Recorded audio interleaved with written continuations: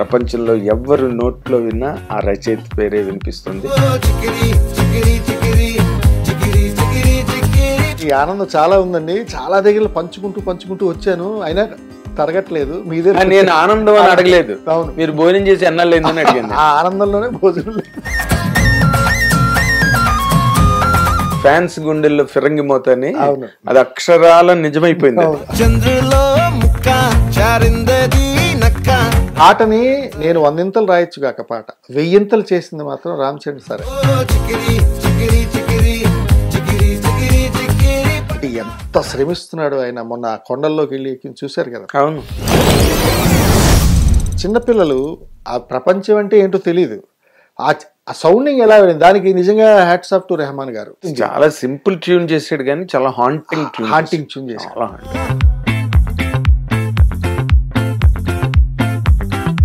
ఎవరితో ఎక్కువ problem face చేశారు ఈ పాటలో? బుచ్చిబాబుతోనా రెహమాన్ తోనా? బుచ్చిబాబు గారే ఆబ్వియస్ గా. నేనంటే ఆయనకి ఇష్టం ఆ సమయంలో. ఇలా కార్ డోర్ తీసేసరికి అక్కడ వంకాయలు నెగ ఆడు కనిపించాయి. ఏం తిన్నావో కాయాదుంప నీ యవ్వారం వరద ముంప అని అక్కడ వచ్చింది. నేను చిరంజీవి గారు నేనేమనుకున్నా, ఈ పాట విని కనీసం ఇప్పుడైనా ఒకసారి ఫోన్ చేస్తే బాగుంది నాకు. ఇప్పుడు కోరిక నిజంగా ఉంది సార్, అంటే ఆయన్ని కలవాలి. ప్రయాణంలో మీకు అర్థమైన విషయం ఏంటి? మిమ్మల్ని మీరు ఏ విధంగా అర్థం చేసుకున్నారు? ఏదైనా ఈజీగా రాదన్నది ఫస్ట్ అర్థం అవుతుంది. కవి ఎక్కడ లొంగిపోతాడంటే ఈ చప్పట్లకి లొంగిపోతాడు. చెప్పట్లేరా? ఎలా గెటన్ అయ్యారు బాలాజీ గారు? ఇక్కడ ఇండస్ట్రీలో నా భుజం మీద చేసిన వాళ్ళు ఎవరు లేకపోయినా నా భుజం తట్టి పంపించే వాళ్ళు ఇంట్లో ఉన్నారు. అది నాకు ఇప్పుడు ఈ సినిమా తర్వాత మీకు ఇండస్ట్రీలో ఎట్లా రెస్పాన్స్ వచ్చిందండి? నేను అనుకున్న స్థాయిలో నాకు ఫోన్స్ రాలే ఇప్పటికి కూడా. కానీ you will be remembered for ever అండి. ఎందుకో చెప్తున్నా, ఆడలేదు, మగ లేదు, ముస్లిం లేదు, ముత్క లేదు, ఈ దేశం లేదు, ఆ దేశం లేదు. వెస్ట్ ఇండీస్ వాళ్ళు చేసిన, కరేబియన్స్ చేసిన డాన్స్లు ఉన్నాయి రీల్స్ లో.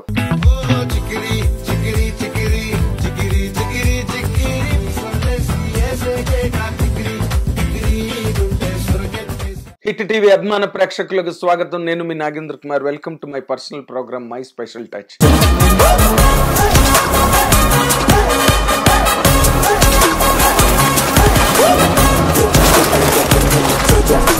నా ప్రోగ్రాంలో చాలా మంది గొప్ప గొప్ప మహానుభావులు వచ్చి ఇంటర్వ్యూ చేయడం అన్నది మీ అందరికీ పరిచయమైన విషయమే. ఇప్పుడున్న ఈ గెస్ట్ ఈ స్పెషల్ టచ్కి 100కి కోటిపాళ్ళు సూట్ అయ్యే గెస్ట్ ఇప్పుడు మనతో పాటు స్టూడియోలో ఉన్నారు. ఆయన రాసిన ఈ మధ్య చంద్రుల్లో ముక్క పెద్దిలో పాట రామ్ చరణ్ మీద షూట్ చేసింది, రెహమాన్ సంగీతపరిచింది అండ్ బుచ్చిబాబు సన డైరెక్షన్లో వస్తున్న ఈ సినిమాలో ఆ పాట ఈ ప్రపంచాన్ని అతలాకుతలం చేసి ఉప్పెనలా కమ్మేసింది మొత్తం ఈ ప్రపంచాన్ని అంతటిని.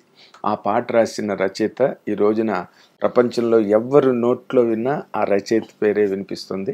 అతని ఒరిజినల్ పేరు మంగు వెంకటరమణమూర్తి, బట్ ఎలియాస్ బాలాజీగానే అతను అందరికీ పరిచయం, పరిశ్రమలో కానీ పబ్లిక్లో కానీ. కాబట్టి అటువంటి గెస్ట్ని మీకు ప్రజెంట్ చేస్తున్నందుకు నాకు కూడా చాలా పర్సనల్గా చాలా గర్వంగా ఉంది. మీ అందరి తరఫున ఆయన్ని కార్యక్రమానికి సాదరంగా ఆహ్వానిస్తున్నాను.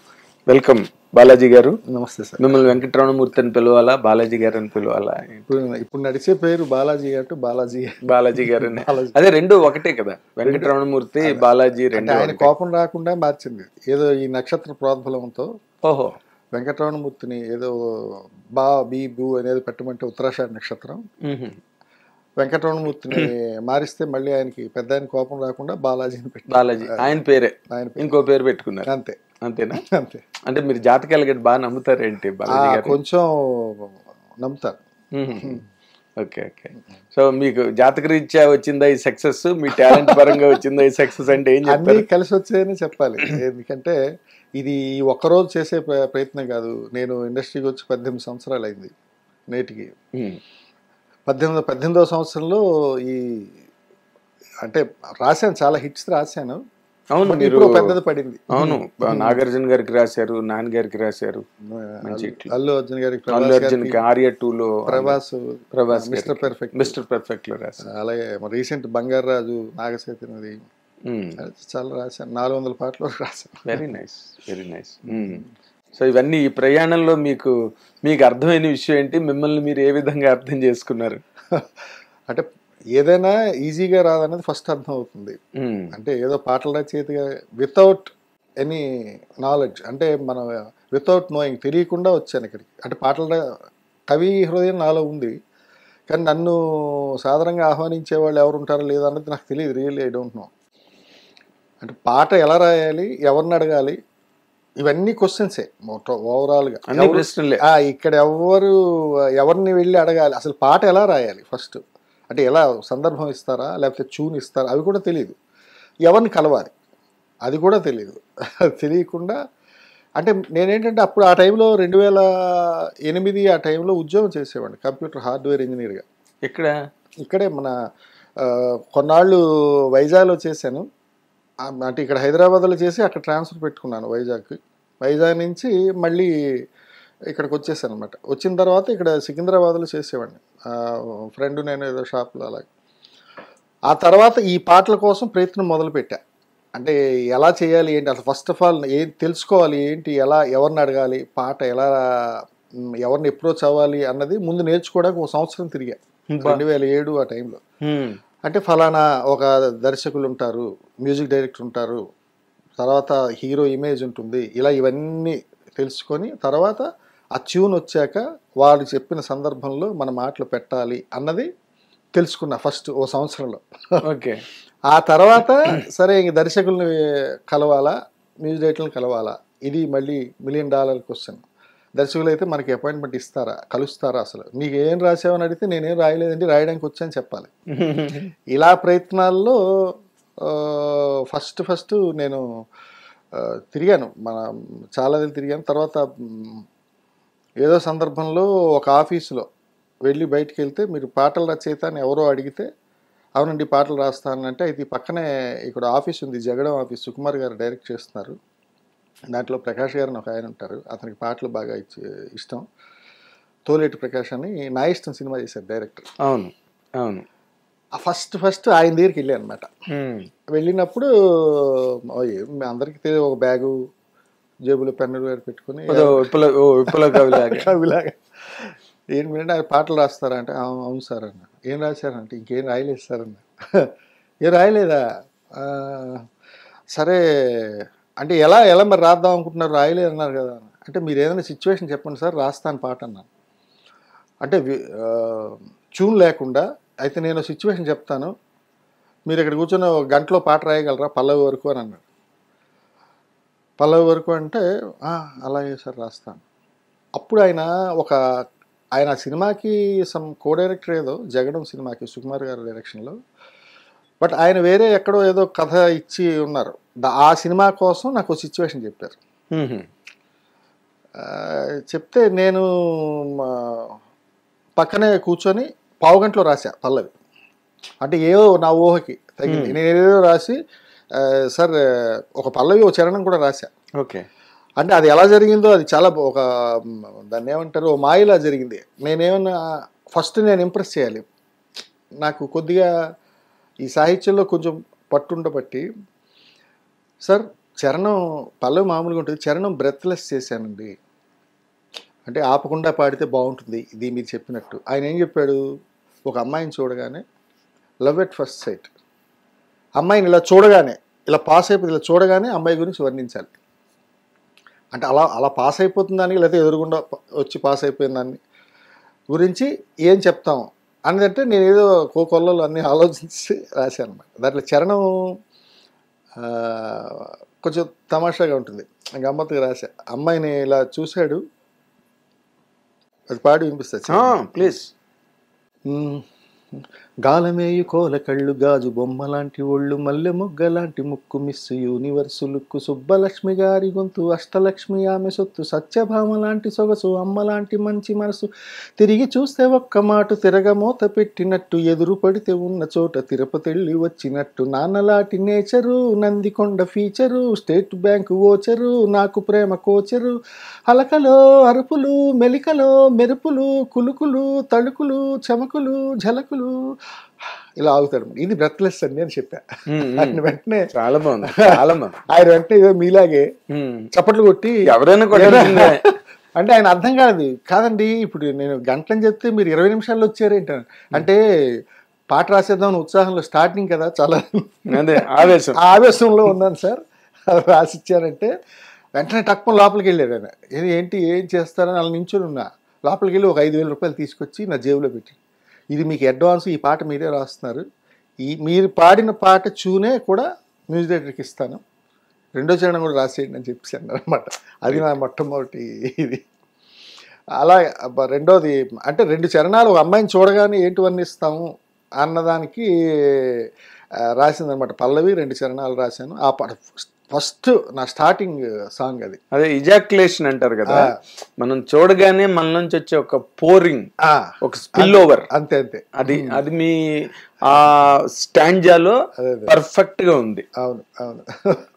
అదే మన దీంట్లో చెప్తారులే, అంటే శాస్త్రంలో అమ్మవారు ఎక్కడ ఉంటుందంటే ఈ బ్రుకుటిలో ఉంటుంది, అది కారుతుందట, నోట్లోకి వస్తుందని. మన సాహిత్యం ఏదైనా కవిత్వం ఎవరు రాసినా ఎవరు చెప్పిన పాండిత్యమైనా సాహిత్యం బురుకుటిలోంచి నోట్లోకి వచ్చి బయటకు వచ్చేది అని. అలా ఆ క్షణం అమ్మవారు ఏమైనా పూనిందేమో అక్కడ బురుకుటి మీద కూర్చొని. నాకు ఫస్ట్ ఇంపాక్టే ద బెస్ట్ ఇది అవ్వబట్టి నన్ను ఆ పాట వినగానే ఫస్ట్ సుకుమార్ గారి దగ్గర తీసుకెళ్ళాడు ఆయన, ప్రకాష్ గారు తీసుకెళ్ళి పరిచయం చేశారు. అఫ్కోర్స్ 2007 ఎండింగ్ అనుకుంటాను, ఎండింగ్ అప్పుడు పరిచయం చేశారు ఆయనకి. ఇలా మంచి ఇలా నేను చెప్పగానే 20 నిమిషాల్లో పాట రాశాడు సుక్కు అని ఏదో ఆయన చెప్పాడు ప్రకాష్ గారు. అంటే అవునా ఏంటి వినిపించాను బాగా రాశారే అన్నారు. ఆ తర్వాత సరే పాట ఇప్పుడు నాకేంటి కొట్టడమే, మనం కుంభస్థలం ఎక్కుతున్నాము, సుకుమార్ గారు లాంటి పెద్ద డైరెక్టర్తో పాట రాసే అవకాశం వస్తుందేమో అని ఒక ఎంతూజియాజం అవన్నీ ఉంది. బట్ ఆయన దగ్గర అలా జర్నీ వెళ్తూనే ఉన్నా.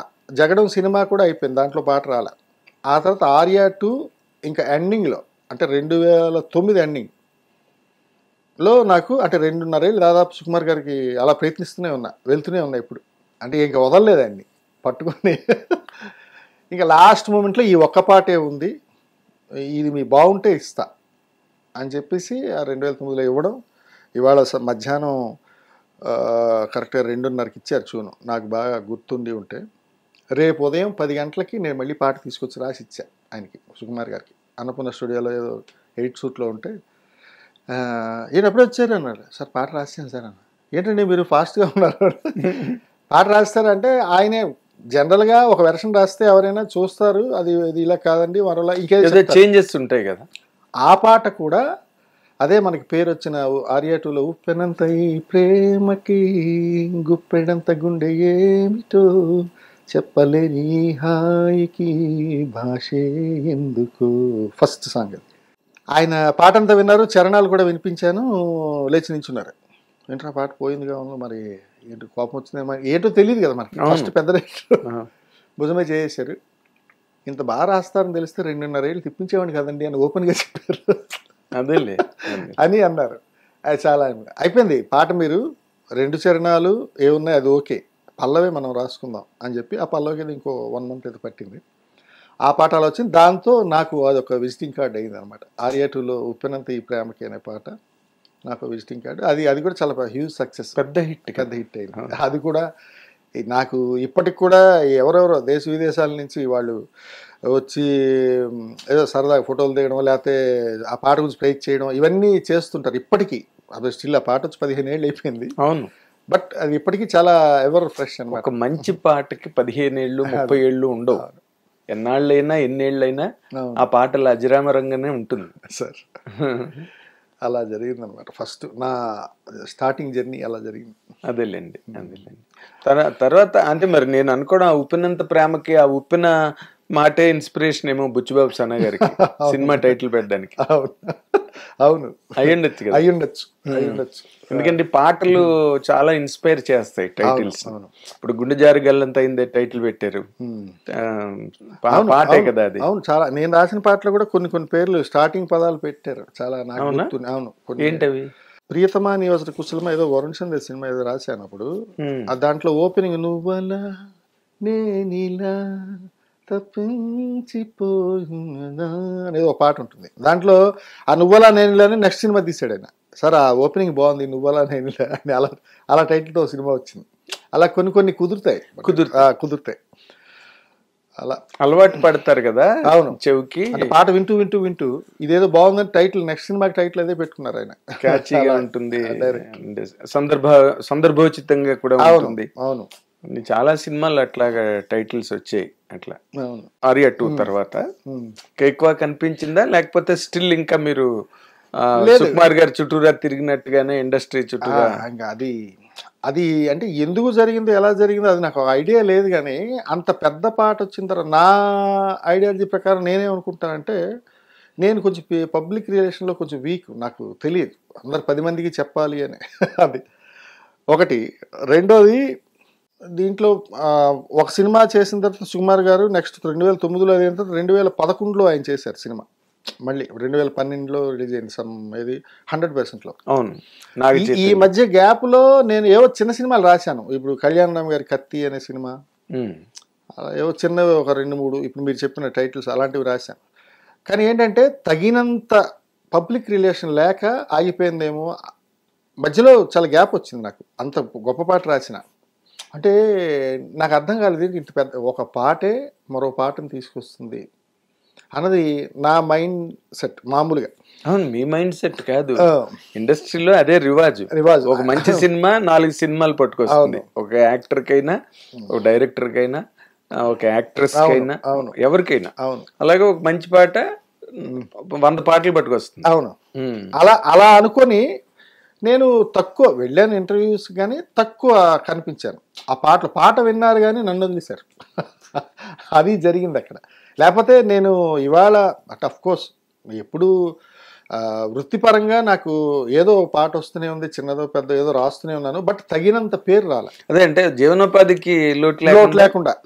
ఎందుకంటే నేను 2009లో ఎప్పుడు ఈ పాట రాశాను, ఉన్న ఉద్యోగం వదిలేశాను. అంటే ఫుల్ డిపెండ్, 2 పడవల మీద కాళ్ళు పెట్టలేము, వీళ్ళు ఎప్పుడు రమ్మంటారో తెలియదు. నేను ఎప్పుడు మళ్ళీ అక్కడ అవైలబిలిటీ లేకపోతే అక్కడ ఆఫీసులో వాళ్ళు ఇబ్బంది పడతారు. అలా అని చెప్పి ఇంకెందుకు ఏదో ఒకటి త్యాగం చేయాలి. అదేదో హిందీలో సామెత ఉంది కదా, కుచ్చుపాన అయితే కుచ్చుకోనా అన్నట్టు, ఒకటి కావాలంటే ఒకటి వదిలేయాల.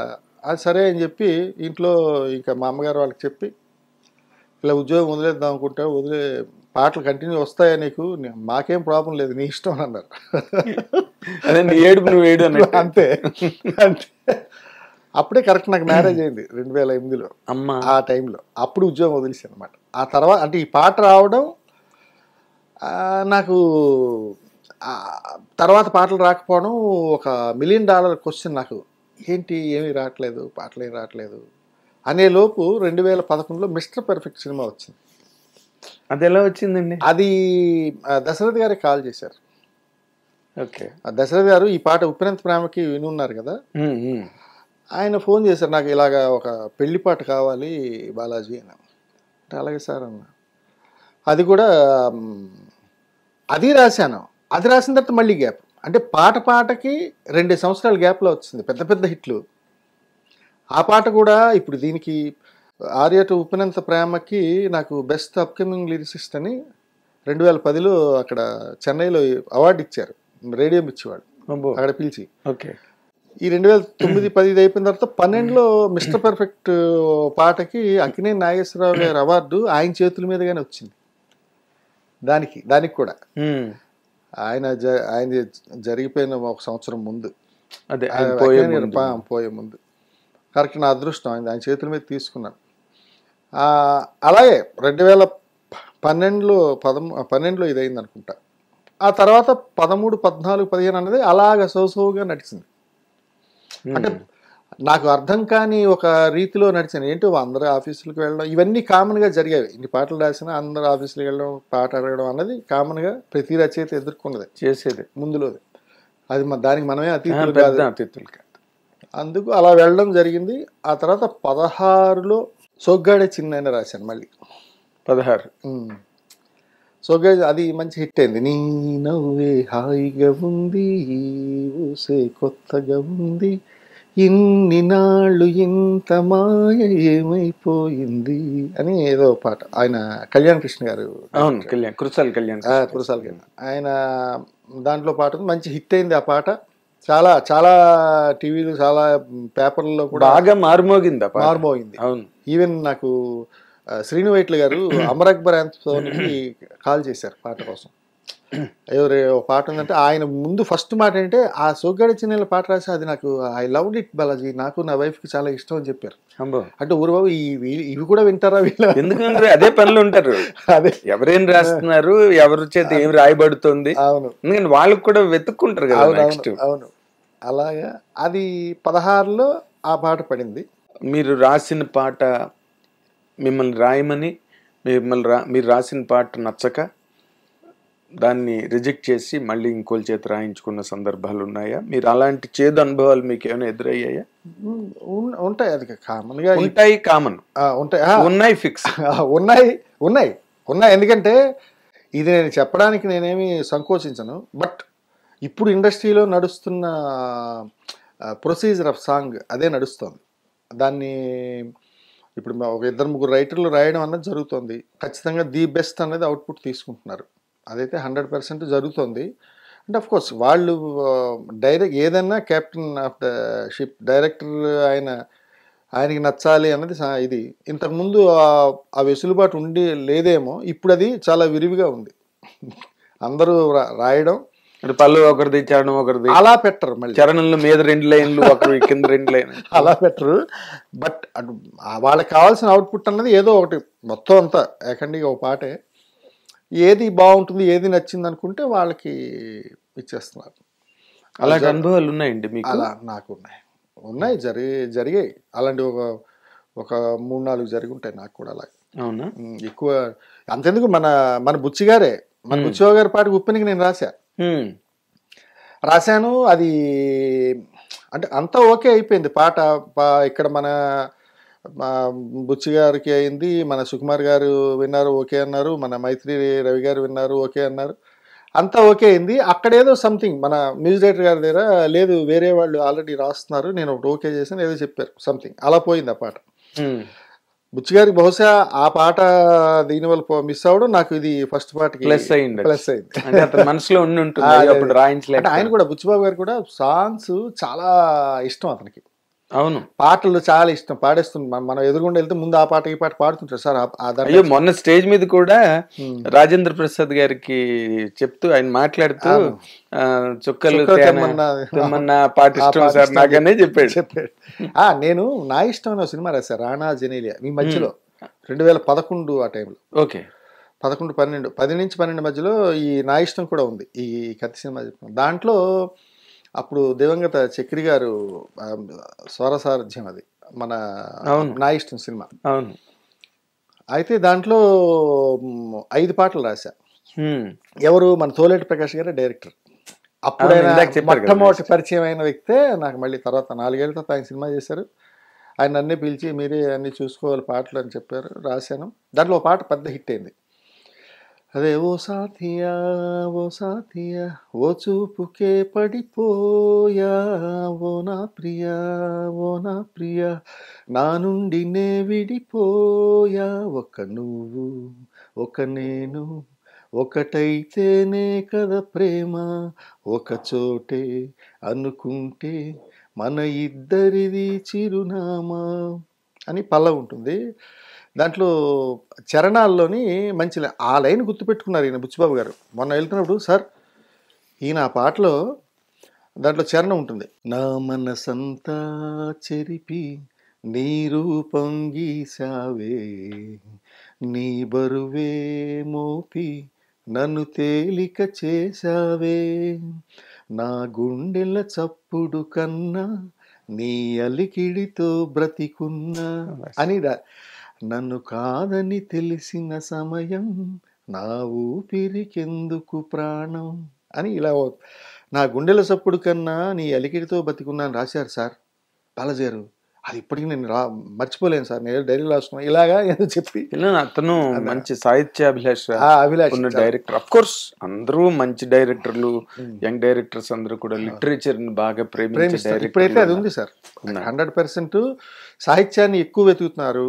ది బెస్ట్ ఎక్స్ప్రెషన్ ఏదొచ్చిందో దాన్ని ఎక్కువ ఇష్టపడుతున్నారు. రైటర్కి కూడా ఉత్సాహం వస్తుంది, ఏదో గొప్పగా రాయాలి, కొత్తగా రాయాలి, ఆ లైన్ల గురించి 10 మంది చెప్పుకోవాలి.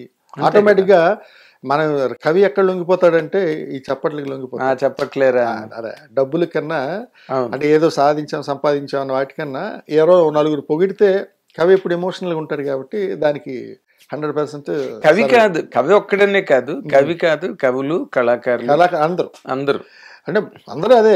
వేటూరి గారు మహానుభావుడు, నేను 10 సార్లు చెప్తాను ఆ మాట. జనం పిలవంగా మనం గెలవంగా అని, జనం పిలిస్తేనే మనం గెలుస్తాం.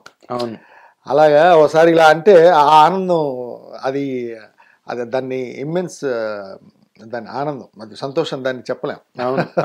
ఒకరు వచ్చి ఎంత బాగా రాశారండి అని 10 లక్షలు ఇచ్చే కన్నా ఎవరైనా ఎంత బాగా రాశారండి ఎవరంటే 10 మంది అంటే అది ఆనందాన్ని ఎక్కడ ఖర్చు అవుతుంది, అది ఇంటికి 10 రోజులు ఆకలి, ఈ డబ్బులు ఖర్చు అయిపోతాయి 10 రోజులు ఆకలి. అలాగా ఇప్పుడు అలాగే మీరు చెప్పిన సందర్భాన్ని నేను I will come to the present topic now. అసలు మీరు అన్నాళ్ళేంది భోజనం చేసి?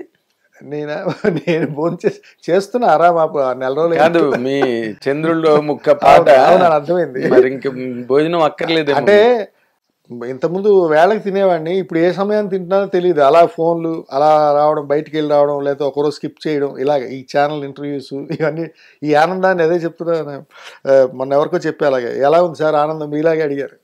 అంటే ఈ ఆనందం చాలా ఉందండి, చాలా దగ్గర పంచుకుంటూ వచ్చాను, అయినా తరగట్లేదు. మీదే నేను ఆనందం అని అడగలేదు. అవును, మీరు భోజనం చేసి ఎన్నాళ్ళు అయిందని అడిగాను. ఆ ఆనందంలోనే భోజనం చేస్తున్నాళ్ళండి, మరి బతకాలి కదా. అదేలేండి, అంటే ఫిగరేటివ్ గా. అవును, ఇప్పుడు మీరు అంటే ఎప్పుడు 2 తినేవాడిని 4 తింటున్నా. అదే మరి బాగుంది. అంటే ఇప్పుడు కవులకి కళాకారులకి ఏదో కీర్తిశేషుల నాటకంలో డైలాగ్ లాగా ఆ చప్పట్లేరా అని మురారి గారి డైలాగ్ భవన్పేట రాధాకృష్ణ గారు రాసింది.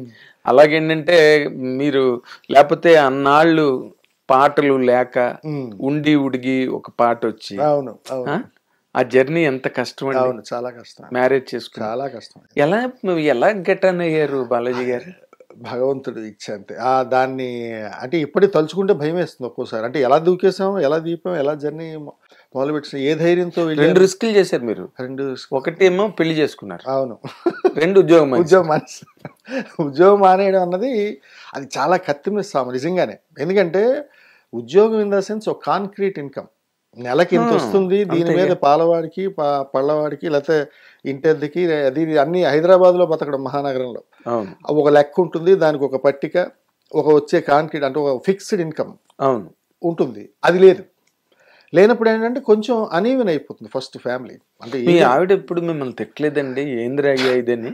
తిట్టడం అంటే ఆయన ఏదో ప్రయత్నం చేస్తున్నాడు, సరే అయ్యే వరకు చూద్దాం అంటే నేను అడిగాను టైం, నాకు 3 ఏళ్ళు ఇవ్వండి, నేను ప్రూవ్ చేసుకున్న తర్వాత ఇంకెలాగో వయసు ఉన్నవాడిని, అప్పుడు మంచి యవ్వనంలో ఉన్నాను, నాకేం కష్టమే. ఇప్పుడు మాత్రం మీరేమో ఓల్డ్ చెప్తున్నా, 15 ఏళ్ళ క్రితం మాట. 15 ఏళ్ళ క్రితం అంటే స్టిల్ యంగర్. అప్పుడు నేను ఏముంది, ఇది కాకపోతే నా చేతిలో విద్య ఉంది, నేను కంప్యూటర్ హార్డ్వేర్ ఇంజనీర్ని.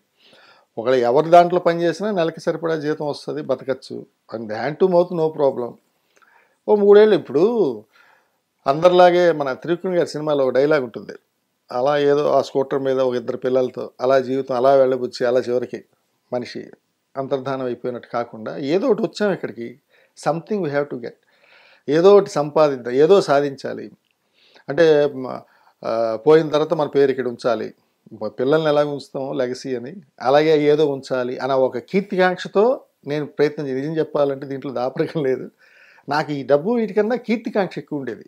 అంటే కీర్తికాంక్ష ఇన్ ద సెన్స్, ఆ పాట భలే రాశాడు బాలాజీ, అది చాలా బాగా రాశాడే, చాలా మంచిగా అని అనిపించుకోవాలని తప్పన ఎప్పుడు ఉండేది.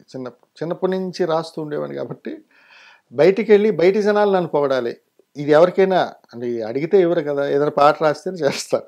అది మీరు మొదటి పాటే అలాగన్నారు కదా. అలాగే అయితే కొంతమంది పుస్తకాలు తెచ్చుకుంటారు, ఇది రాసామంటే అది నాకు నిన్న జరిగినట్టు ఉంటుంది. చంద్రబోస్ రాసిన మంచు కొండలోని చంద్రమా పాట ఒక డైరీలోని ఎన్నో పాటలు రాసుకుని నాకు చూపించాడు ఆయన.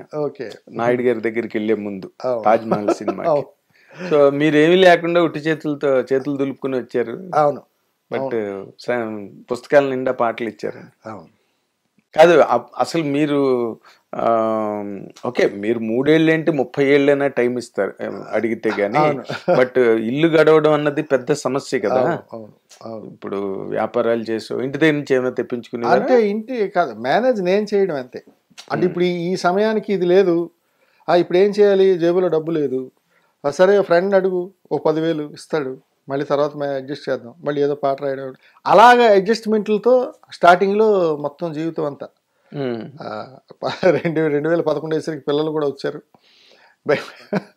ఇంకా అక్కడి నుంచి అలా అంటే మీరు అన్నట్టుగా అదేదో నల్లేరు నడక అలాంటిది ఏమి కాదు, కొంచెం బాగా స్ట్రగుల్ అయ్యి చేసిందే.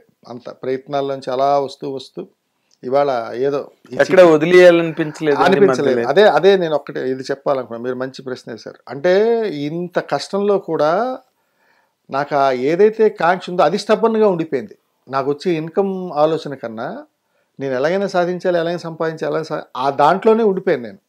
సరే ఇంకా ఇంత దిగిన తర్వాత మళ్ళీ చల్లేందుకు నిండా మునిగి అని ఆ ఇంట్లో వాళ్ళని కమిట్ చేయించి ఫోర్స్డ్గా ఇంక తప్పదమ్మా, మీరు చూస్తారు ఖచ్చితంగా. నేను అంటే అప్పుడు ఒక కాన్ఫిడెన్స్తో చెప్పా, ఒక అద్భుతమైన రచయిత భార్య నువ్వు, రచయిత తల్లి నువ్వు, రచయిత పిల్లలు మీరు అని చెప్పుకుంటారు, అది చాలు కదా మీకు, అది అని అని ఇంక మరి తప్పదు కదా.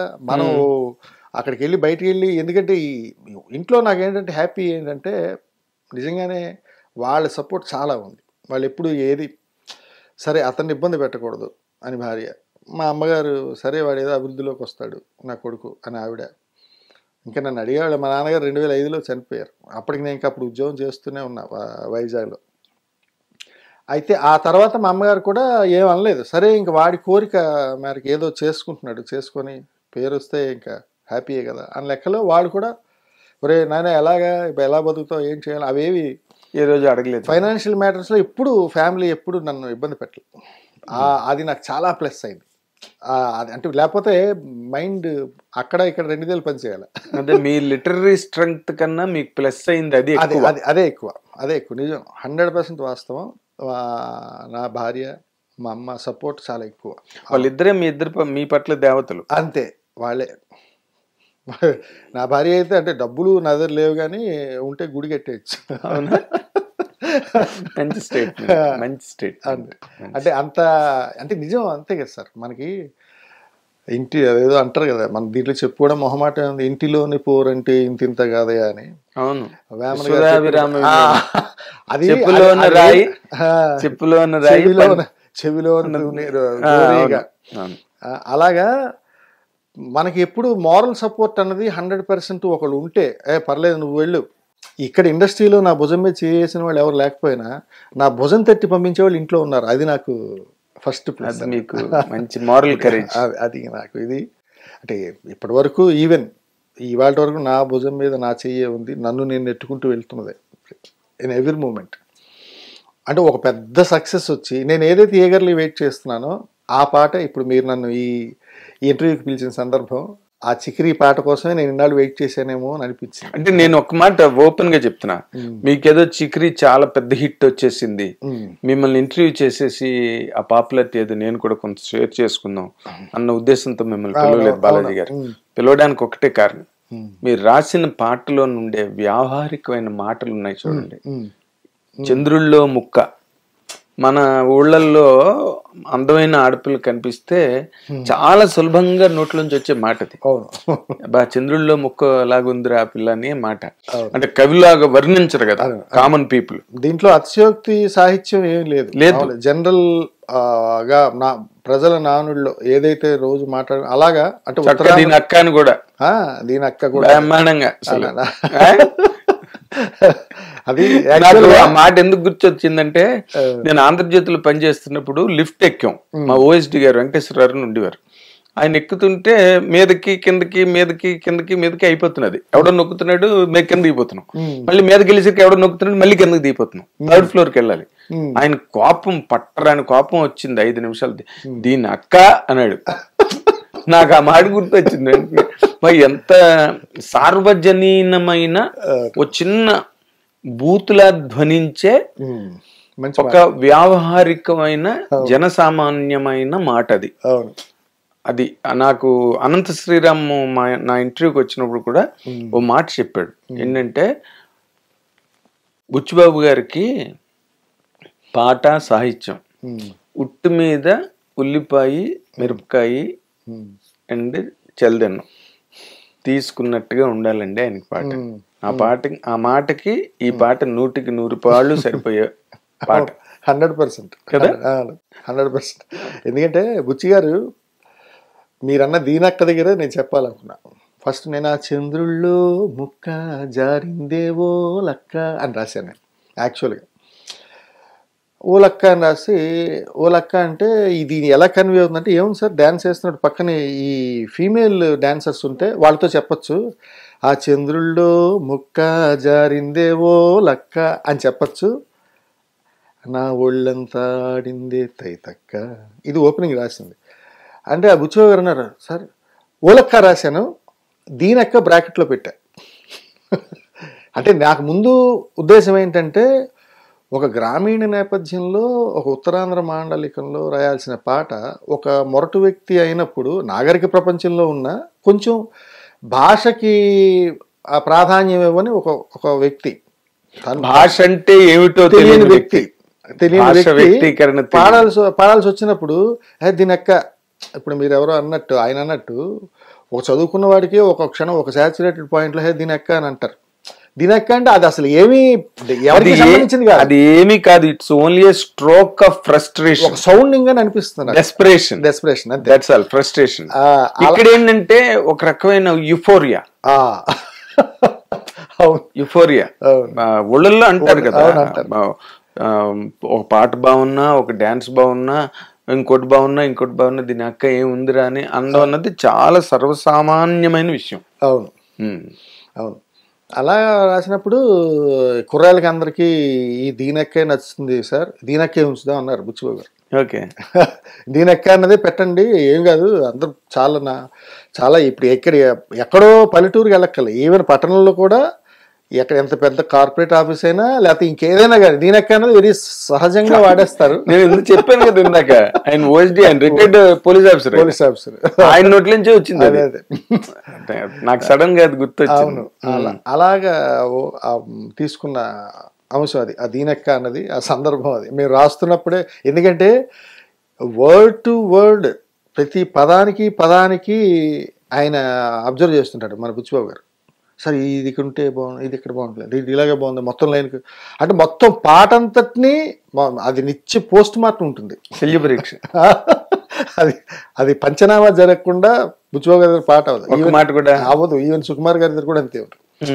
ఇప్పుడు ఈవెన్ మేము రికార్డింగ్కి వెళ్తున్నాం, నేను బుచ్చిబాబు గారు మరొక అసిస్టెంట్ కారులో జర్నీ ఇక్కడి నుంచి మన కాకతీయ హిల్స్ నుంచి ఎయిర్పోర్ట్, ఏది సాయంత్రం రికార్డింగ్ అని రెహమాన్ గారి స్టూడియోలో. ఇప్పుడు వెళ్తుంటే సుకుమార్ గారు ఫోన్ చేశారు, యూరోప్ నుంచి వీడియో కాల్ చేశారు.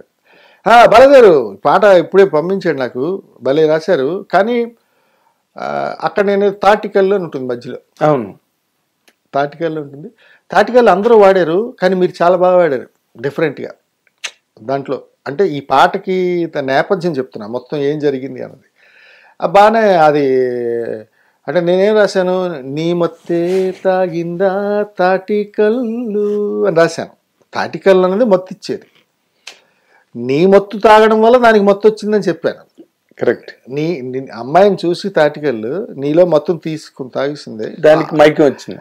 అందుకు తాటికల్లుకే అంత మైకు వచ్చినట్టు, లేకపోతే తాటికెళ్ళకి అంత మైకు బతికినట్టు. ఉన్నట్టు అది బాగుంది ఎక్స్ప్రెషన్ అని చెప్పారు. ఆ తర్వాత మధ్య మధ్యలో ఏవో చిన్న చిన్న లైన్లు ఏమైనా ఉంటే ఇదేమైనా మార్చగలమా చూడండి, ఇదేమైనా మార్చగలమా చూడండి, అది బుచ్చికి నచ్చితేనే అని మళ్ళీ మధ్యలో మెన్షన్ చేస్తూ ఇలాగా. ఈవెన్ సుకుమార్ గారు కూడా పాటలో ఫస్ట్ ఇన్వాల్వ్ అయ్యారు. ఫస్ట్ అంటే మేము రికార్డింగ్ వెళ్తున్నప్పుడు ఏదో ఒక 2-3 లైన్లు తీరా, కానీ బాగుంది పాట బాగా రాశారు అని చెప్పేసి ఆయన పెట్టేశాడు.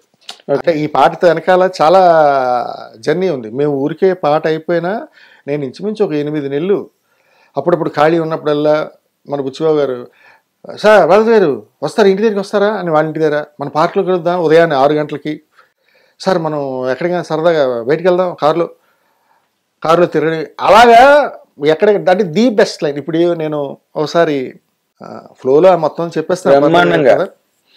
అయితే చరణం దగ్గరికి వచ్చేసరికి నేను కారులో వెల్లంకి ఫుడ్ దగ్గర అక్కడ తిరిగి యూటర్న్ తీసుకొని లెఫ్ట్ తిరుగుతున్నా. ఆ ముక్కుపై పెట్టి కోపం తొక్కేసావే ముక్కే రంధం చింతాకుల ఉందే పాదం అని చరణం స్టార్ట్ అవుతుంది. రెండో చరణం రాస్తున్నప్పుడు, ఈ చరణం కాకుండా రెండో చరణం రాస్తున్నప్పుడు నచ్చేసావే మల్లే గంప నీ అందాలే నాలో దింపా అని ఆగింది. నచ్చేసావే మల్లే గంప నీ అందాలే నాలో దింపా నేను పాడుకుంటూ చూన్ పాడుకుంటూ అలా వెళ్తున్నా. వెళ్తుంటే ఆ లెఫ్ట్ సైడు ఈ వంకాయలు ఏవో అన్ని కాయగూరలని పెట్టి అమ్ముతున్నారు. ఆ వెల్లంకి ఫుడ్ దగ్గర స్వీట్ కొందామని అక్కడ ఏదో నేను అలా చూసి పాడుకుంటూ, అంటే పాట రాస్తున్నప్పుడు ఇంక అదే మత్తులో ఉంటాం. అక్కడికి వెళ్ళి మైసూర్ పాక్ బదులు కళాఖండ అడిగే రోజులు కూడా ఉంటాయి. తెలుగు అలా జరుగుతున్న టైంలో ఇలా కార్ డోర్ తీసేసరికి అక్కడ వంకాయలు నెగ ఆడు కనిపించాయి. ఏం తిన్నావో కాయాదుంప నీ అవ్వారం వరద ముంప అని అక్కడ వచ్చింది. నేను వెంటనే అక్కడ చూసి ఆపి వెంటనే బుచ్చిగారు ఫోన్ చేశాను. బుచ్చిగారు ఏం తిన్నావో కాయ అంటే అదిరిపోయింది సార్, ఇది ఉంచండి, ఆ పాతలే తీసేయండి అని. అలా ఒక లైన్ నుంచి ఒక లైన్ అలా తీసేస్తూ చివరికి వచ్చిన అవుట్పుట్ అది. అంటే కొన్ని సందర్భాలు అలాగా నాకు అనిపిస్తుంది. ఒక్కోసారి మనం ఎక్కడో ఏదో ఇన్స్పైర్ అయ్యి రాస్తుంటాం, ఆలోచన కాకుండా, అపార్ట్ ఫ్రమ్ ఈ థాట్ ప్రాసెస్ కాకుండా బయట ఒక్క క్షణం మనకు కనిపించే కంటికి సదృశ్యంగా ఏది ఉంటుందో అది తీసుకొని ఒక్కోసారి రాయాల్సిన సందర్భం ఉంటుంది. ఈ సినిమాలో ఆ ఏం తిన్నావో కాయదుంపకి వెల్లంకి ఫుడ్స్ దగ్గర అమ్ముకున్న వంకాయలు వాడు నాకు ఇచ్చాడు లైన్ అది. ఎందుకు most famous song RK Films లో 420 సినిమాలో రామయ్య వస్తావయ్య పాట గుర్తుందా మీకు? రామయ్య వస్తావయ్యా ఏమయ్యా వస్తావయ్యా మైనే దిల్ తుజుక దియా ఆ పాట ఉంది కదా. ఆ రామయ్య వస్తావయ్య అన్న మాట సికింద్రాబాద్ స్టేషన్ లో శంకర్ జయకృష్ణ గారు ఎవరినో పిలుస్తుంటే విన్న మాట అది. ఎవరినో పిలుస్తున్నారు రామయ్య వస్తావయ్యా అని, అది వాళ్ళు పల్లవిగా చేసుకున్నారు. అలాంటి చాలా సందర్భాలు ఉంటాయి, చాలా సందర్భాలు ఉంటాయి. అయితే మీరు ఎవరితో ఎక్కువ ప్రాబ్లం ఫేస్ చేశారు ఈ పాటలో? బుచ్చిబాబుతోనా రెహమాన్తోనా? బుచ్చిబాబు గారే ఆబ్వియస్ గా. అంతేనా? ఎందుకంటే ఆయనంటే నేనంటే ఆయనకి ఇష్టం ఆ సమయంలో. అంతగా ప్రేమ నరకమే స్వర్గం. అంటే ఎక్కడ ఏ క్షణం వదలకుండా ఆయన ఏంటంటే ఏదైనా చిన్న డౌట్ వచ్చినా బలజారు ఆఫీస్కి వస్తారా ఒకసారి అంటాడు అంతే. ఇంక వెంటనే నేను ఆయన పిలిచిన ఒక 20 నిమిషాల్లో వెళ్ళిపోయాడు. నాకు కూడా ఏంటంటే దీంట్లో ఒక చిన్న ఇది అతిశయోక్తి, నిజం చెప్తున్నా. నేను మామూలుగా బేసిక్గా చిరంజీవి గారి అభిమాని సార్. రైట్. అంటే ఆయన నాకు ఆరాధ్య దైవం. ఎప్పుడో విజయనగరంలో ఉన్నప్పుడు 98, 99 ఆ టైముల్లో మేము ఆ కటౌట్లకి పాలాభిషేకాలు చేసి తెల్లవారులు బిస్కెట్లు దండలు వచ్చి ఆ ఎదుటి వాళ్ళు ఎవరో 30 లీటర్లు పాలు పోసారంటే మేము 50 లీటర్ల పాలు పోసి దానికోసం నాన్నగారి జేబులో డబ్బులు దొంగతనం చేసి దెబ్బలు తిని చావు దెబ్బలు కొట్టేసి అయినా ఆ హీరో అంటే అంత పిచ్చి ఉన్న చిరంజీవి గారి అభిమాని. అంటే నేను ఫస్ట్ నా కోరిక చిరంజీవి గారికి పాట రాసి, నేను ఇప్పుడు ఇంతవరకు కలవలే ఆయన. ఎందుకంటే అతను నా మనసులో ఒక ఆరాధ్య దైవం. ఆయన్ని పాట రాసి ఆయనకి అన్ని సినిమాలు పాటలు డ్యాన్సులు అన్ని థియేటర్లో కూర్చొని ప్రేక్షకుల్లో చూసిన వాడిని ఆయనకి పాట రాసి బాలాజీ బాగా రాసావే అని ఆయన నోటితో అనిపించుకోదని ఎప్పుడు కోరిక. నిజంగా అది మనసులో ఉంది. ఇవాళ ఫస్ట్ టైం మీతో చెప్తున్నా, ఇంతవరకు ఏ ఇంటర్వ్యూలో చెప్పలేదు. ఆయనకి రాయలేదు, కానీ వారి తనయుడు చిరు తనయుడు ఆయన చరణ్, అందుకే ఆయన కోసం అంటే ఆయనకి రాశానంటే ఫస్ట్ ఆయన నుంచి ప్రశంసే రావాలి. ఏమన్నారు రామ్ చరణ్ గారు? అదే చెప్తున్నా కదా. మరో విషయం ఏంటంటే ఎవరు బిజీలో వాళ్ళు ఉన్నారు, మళ్ళీ ఎవరిని కలవడం అవ్వలేదు, వాళ్ళు షూటింగ్లో ఉన్నారు. రామ్ చరణ్ గారు ఏమన్నారో తెలియదు. అఫ్కోర్స్ పాట వచ్చిన తర్వాత బాగుందని అందరూ అంటారు ఆబ్వియస్గా. బుచ్చిగారు అయితే పాపం పాట రిలీజ్ అవ్వకముందు చాలామందికి చెప్పారు, ఎవరు కనిపిస్తే వాడికి ఈ పాట విన్నారా ఒకసారి విన్నారా. ఎంతమంది డైరెక్టర్లు, నాకు చాలామంది డైరెక్టర్లు ఫోన్ చేశారు, ఆ పాట భలే రాసావే, ఆ పాట భలే. ఎవరు మన దశరథ్ గారు, హరిశంకర్ గారు, లేకపోతే అనురాగపుడు, ఇలా చాలామంది చేశారు. ఎరగదీశారు బాలాజీ గారు, ఏం తాగి రాశారు అని ఇలాగా అని చెప్పేవాళ్ళు ఉన్నారు. అయితే రామ్ చరణ్ గారికి నేను పాట రాస్తున్నప్పుడు ఇంకొంచెం ఇంట్రెస్టింగ్గా, ఇంకొంచెం మనసు అన్ని లయం చేసి, ఏముంది అన్ఇంటెన్షనల్ గా ఇన్వాలంటరీగానే ఆపరేట్ అయిపోతాయి అన్ని ఎక్కువ. నాకు దట్టు పాటలో మీరు చూస్తే సార్, అంటే నిజంగా అతని ఎనర్జీ ఎక్కడి నుంచి తెచ్చారో నాకు తెలియదు. పాట తేలిపోతుంది ఆయన డ్యాన్స్ చేయడం, ఆయన ఎక్స్ప్రెషన్, ఆయన అంటే ఎంత శ్రమిస్తున్నాడు ఆయన. మొన్న కొండల్లోకి వెళ్ళి చూశారు కదా. అవును, పాట కూడా అంత ఎత్తుల్లోకి వెళ్ళిన తర్వాత కూడా ఆ డ్యాన్స్ ఏంటి, ఆ గ్రేస్ ఏంటి. నిజంగా పాటని నేను 100 రాయొచ్చు కాక పాట 1000 చేసింది మాత్రం రామ్ చరణ్ సరే. నిజంగా 1000 చేసింది ఆయన. నాకు అదే అనిపిస్తుంది ప్రతి క్షణం. దేనికి తీసుకున్నారు పాట అంటే రెహమాన్ గారు కనిపిస్తారు ట్యూన్లో, ఆ తర్వాత రామ్ చరణ్ గారు కనిపిస్తారు. రామ్ చరణ్ గారిలో జానీ మాస్టర్ గారు చూస్తాను నేను. నాకు మంచి మాట ఇది. నిజం సార్. అది అంటే అంత అనిపించింది. నేను అసలు మీరు ఎంత బాగా చెప్పారంటే, అదే నీ అందంలో మత్తు తీసుకుని తాటికల్లికి మైకం వచ్చినంత అందంగా చెప్పారు. నిజంగానే నాకంత రామ్ చరణ్ గారు అంటే అంత, నేను మామూలుగా ఆయన డైహార్డ్ ఫ్యాన్. అంటే ఇవన్నీ ఓపెన్గా చెప్పడం కాదు. చిరంజీవి గారు నేనేమనుకున్నా, ఈ పాట విని కనీసం ఇప్పుడైనా ఒకసారి ఫోన్ చేస్తే బాగుంది నాకు. ఇప్పుడు కోరిక నిజంగా ఉంది సార్. అంటే ఆయన్ని కలవాలి. నాకు చిన్నప్పటి నుంచి బాగా ఇష్టమైన హీరో గారు. ఈయన పాట చూసైనా అట్లీస్ట్ నన్ను ఒకసారి ఫోన్లో అయినా ప్రశంసిస్తే బాగుందని చాలాసార్లు అనుకుంటాను అనమాట. ఎప్పుడు జరుగుతుందో చూడాలి. అయ్యో ఎంత మాట. ఆయన ప్రతిభని మొట్టమొదట రిసీవ్ చేసుకుని ఆ ప్రతిభని ఆదరించి ఆతిథ్యం ఇచ్చే ఒకే ఒక్క గొప్ప వ్యక్తి సార్. ఒకే ఒక్క, ఈ మాట రెండోసారి కూడా చెప్తున్నాను, ఒకే ఒక్క హీరో చిరంజీవి గారు సినిమా ఇండస్ట్రీలో. ఏ లాంగ్వేజ్ ఇండస్ట్రీలోని అలాంటి హీరో లేరు. ఎంతమంది బలగం వేణు వాళ్ళ టీంను పిలిచి, ఇంకో టీంను పిలిచి బాగా ఆడితే సినిమాలు కుర్రాళ్ళు బాగా చేస్తుంటే ఇప్పుడు మాట్లాడతారేంటి. Lawrence Raghava, if you remember, ఆయన సింగిల్ లెగ్ మీద డాన్స్ చేసాడు ఒకసారి. ఒక కాలు చేసి ఒకే లెగ్ మీద డాన్స్ చేస్తే ఆయన ఆ రోజుల్లో TV9 లోకి వచ్చి ఆయన ఆ డాన్స్ ఎంతో మెచ్చుకున్నారు.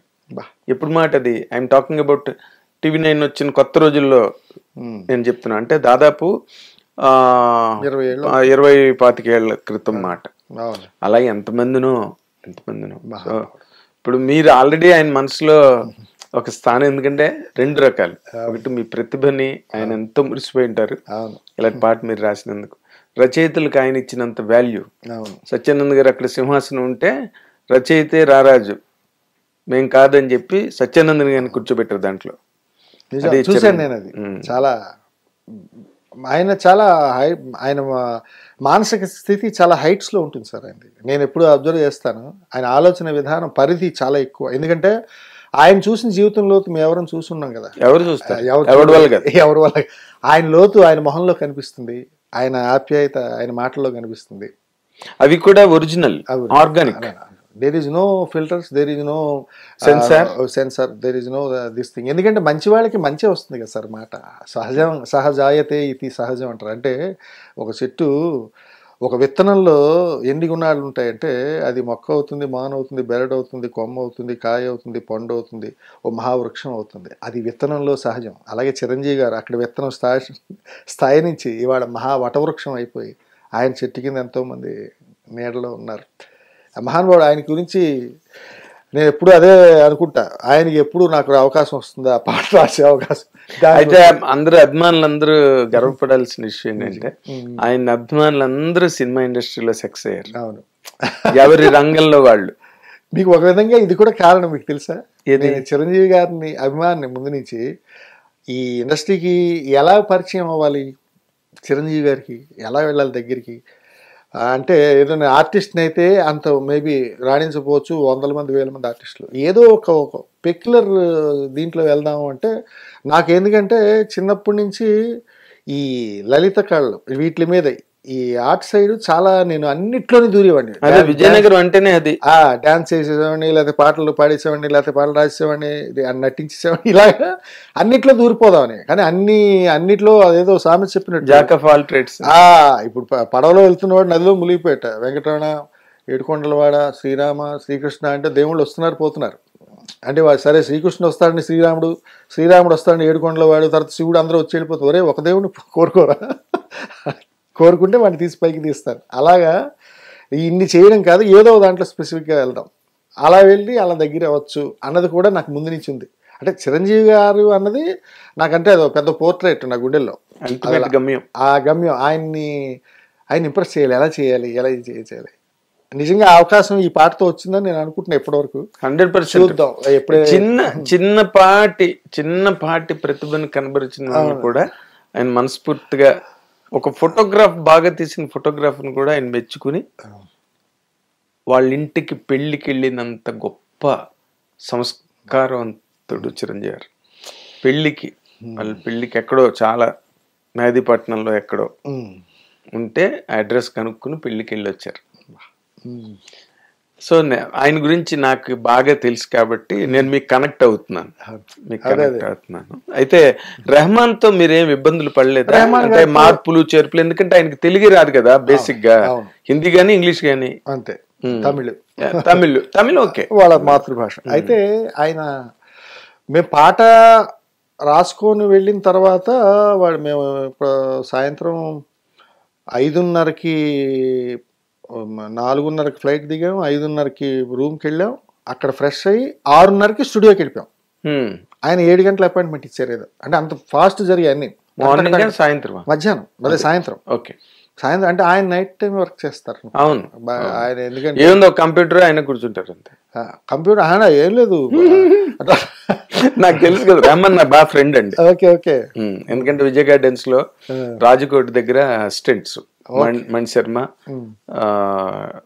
అప్పుడు దిలీప్ అతని పేరు, దిలీప్ కుమార్ అతని పేరు. సో మేము బాగా రెగ్యులర్ గా కలవడం, మంచి ఫ్రెండ్షిప్ మాది. మొన్నది కూడా వచ్చినప్పుడు తనంతట తనే నన్ను పలకరించి నా దగ్గరికి వచ్చాడు. నేను పలకరించలేదు. ఆయన గ్రేట్ వ్యక్తి సార్. ఎందుకంటే ఆయన పోల్చలేదు అనుకోండి, నాకు పరుగుతా. మీరు ఎప్పుడు ఒకేలా ఉన్నారు కదా, మిమ్మల్ని పోల్చవచ్చు ఈజీగా, ఎందుకంటే ఏది గట్రా అలాగే ఉన్నాయి కాబట్టి. అయితే రెహమాన్ గారికి వెళ్ళిన తర్వాత మీరు అడిగిన ప్రశ్నకి చెప్తున్నా, అంటే ఆయన దీంట్లో వేలు పెట్టలేదు, సాహిత్యంలో వేలు పెట్టలేదు. ఆయన ఏంటి తత్కారంలో ఏవైనా పంటి కింద రాయిలా పడితే ఒకవేళ అది తీయచ్చేమో కానీ తీసాడు అలాగా, అలా లేదు ఎక్కడ. కాకపోతే ఏం చేశారంటే, నేను సరుకు సామాను చూసి మీసం లేసి వేసే కేక ఉరికి పరిగెట్ట గుంటె సొరకెట్టేశాక అని రాశాను నేను. ఆ ఓపెనింగ్ చిక్రీ అని పెట్టాం కాబట్టి ఇది చిక్రీ సాంగ్ అవుతుంది, అయినప్పుడు చిక్రీ రిజిస్టర్ అవ్వాలి అని సరుకు సామాను చూసి మీసం లేసి వేసే కేక చికిరి గుంటె సొరకెట్టేశాక ఆ ఉరికి పరిగెట్టని తీశారు. అలాంటివి చేశారు. సాహిత్యంలో 2 పదాలు తీశారు అన్నమాట పల్లవిలో. అదేలేండి, ఇది ఇక్కడ పెడదాం బుచ్చి గారు అంటే ఓకే సార్ ఓకే. నేను అక్కడెక్కడ అంటే మళ్ళీ సొరకెట్టేసాగా అన్నది ముందు కుదరకపోతే చికిరికి కష్టం కదా, మళ్ళీ అక్కడ కూర్చొని 2-3 లైన్లు రాశా నేను. అంటే రెహమాన్ గారు మీలాగే కూర్చున్నారు, ఆయన కన్సోల్ ముందు దీని ముందు, నేను ఇలా పక్కన కూర్చున్నాను. ఆ మధ్యలో ఎవరు వస్తే అది ఓకే థ్యాంక్ యూ ఓకే, అలా అంతే. చాలా నిరాడంబరుడు, చాలా హంబుల్ పర్సన్. అసలు ఏమి అరుపులు కేకలే, చాలా ప్రశాంతంగా జరిగిపోతుంది. రికార్డింగ్ కూడా పాడేవాడిది సౌండ్ తప్పించి మిగతా ఏముండదు, ప్లెజెంట్గా ఉంటుంది స్టూడియో. ఆయన హౌసే ఆయనది. తెలుసు నాకు, ఏదో మీరు చూసే ఉంటారు. తెలుసు. గోపిక పూర్ణిమ సింగర్ ఉంది కదా, నేనే తీసుకెళ్లి పరిచయం చేస్తే తెనాలిలో సాంగ్ ఇచ్చాడు అప్పుడు. Okay, Tenali song. ఓకే, మీకు ముందు నుంచి ఎప్పటి నుంచో పరిచయం అనమాట. 85, 86. అబ్బబ్బబ్బా. అంటే మీకు ఆయన ఎవరు దిలీప్ అన్న టైం నుంచి పరిచయం. దిలీప్ టైం నుంచి ఆయన రెహమాన్ గా మారాక తర్వాత అందుకే నేను పలకరించిన అన్న కోటి గారు చెప్తే, ఏమో అతను ఆస్కార్ వరకు వెళ్ళిపోయాడు కదా, నేను గుర్తుంటానో లేదు అదేలేండి అని అంటే తనే పలకరించి. చాలా దీనిగా ఉంటారు. అంటే నేను ఆస్కార్ విన్నింగ్ మ్యూజిషియన్ని అలా అంటే ఆ భేషజాలు లేకపోతే అవేవి కనిపించలేదు. కానీ మీకుంటాయిగా ఎలా మనసులో. ఇప్పుడు ఆయనకు ఉండకపోవచ్చు, మనకుంటుంది. అంటే మనకు భయం అంటే ఆయన ఒకవేళ ఆయన దగ్గర ఇలా బిహేవ్ చేయాలి. నేను ఎక్కడైనా ఎవరి దగ్గరైనా లో ప్రొఫైల్లోనే ఉంటాను. ఎవరో ఉండాలి కదా, తప్పదు. అంటే తప్పదని కాదు, సహజంగా మన భావం ఎలా ఉంటుంది, ఏదో నటించడం కాదు. ఎందుకంటే ఆల్రెడీ దే ప్రూవ్డ్ సార్, ప్రపంచానికి వాళ్ళు ఏంటో తెలుసు. ఒక రెహమాన్ గారు, ఒక ఇళయరాజా గారు, వాళ్ళందరూ మహానుభావులు. వాళ్ళు పుట్టారండి. బాలసుబ్రహ్మణ్యం గారు, అయ్యో వాళ్ళ దగ్గరికి వెళ్ళి మనం తోకజాడించిన అలాంటివి చేయకూడదు కదా. పెద్దవాళ్ళు షేక్ హ్యాండ్ కూడా ఇవ్వకూడదు, తోకే ఉండకూడదు. కోతి నుంచి వచ్చిన ఉండకూడదు అంటే మన వాళ్ళు అంటారు కదా, సాష్టాంగ నమస్కారం పెట్టని తప్పించి మరొకటి చేయలేము. నేను రాజా గారితో కూడా వర్క్ చేశాను సార్. ఏదో నారా రోహిత్ గారి సినిమా, ఒక సినిమా, వాళ్ళు ఏదో అర్జెన్సీ ఉంది అంటే అప్పటికప్పుడు ఉదయం 9కి చెప్పారు, సార్ 12 ఫ్లైట్ వచ్చేయాలి మీరు అర్జెంటుగా, రైటర్ లేకపోతే మిమ్మల్ని పంపించేస్తా ఉంటున్నారు ఇట్లా రాజా గారు ఒకవైపు. మీకు తెలుగులో రైటర్ లేరా, అలాగే అడ్వాన్స్ అక్కడ పెట్టాను పట్టుకుపోండి అంటున్నారు, మీరు అర్జెంట్ రండి సార్ అంటే అలా యాక్సిడెంటల్గా వెళ్ళా. కానీ వెళ్ళింది యాక్సిడెంట్గా వెళ్ళినా 6 days ఆయనతో గడిపాను. ఆయన కూర్చొని ప్రతిరోజు ఒక కొన్నాళ్ళకి అంటే ఈ సోఫాలో కొంచెం ఇక్కడ వరకు వచ్చి కూర్చున్నా నేను. 3వ రోజు మీరు రిలాక్స్డ్గా కూర్చోండి అన్నారు.